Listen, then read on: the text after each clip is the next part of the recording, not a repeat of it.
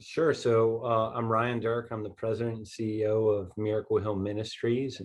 Miracle Hill is the largest provider of homeless services in the upstate. We operate four homeless shelters in three different counties. So in Greenville, we have shelters for men and women, as well as in Spartanburg and Cherokee. Additionally, we also have two addiction recovery programs, one for men and one for women.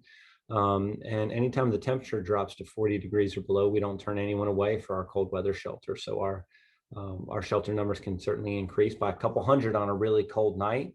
We do transitional housing as well. Greenville Homeless Alliance is important as we try to face some of these deep systematic issues. They're not issues that can be solved by any one person or any one entity. So collaborating and working together to make homelessness brief and rare is certainly something that Miracle Hill is passionate about. And we know that partnering with other service providers as well as other people in our society that think that that is an important issue to deal with is the only way that we're going to make real change.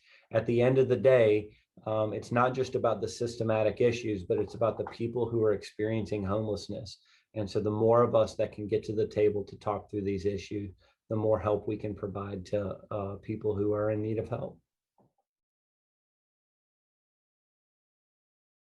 My personal motivation for helping homelessness become brief and rare is kind of twofold. So, number one, I am someone who was formerly homeless and addicted and in need of help. So, certainly, I have a personal history, and there were people that reached their hands out to help me when I was in need. Secondly, as a Christian, I believe that people who are experiencing homelessness and addiction and poverty are close to Christ's heart. And so certainly I want to walk in his footsteps as we try to help people in our society that are in need of help.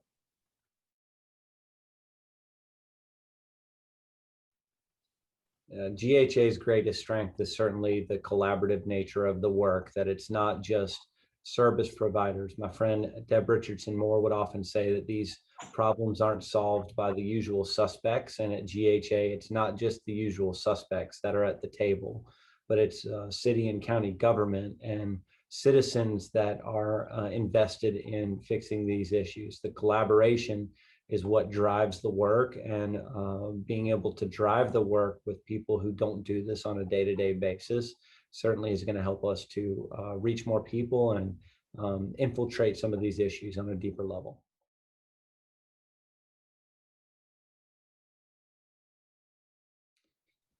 So the 10-year-old me, I don't think knew that homelessness existed. I think that I thought it was something that I saw in movies. I certainly had never seen a homeless shelter or even really knew that they existed anywhere near where I lived. I grew up in suburbia.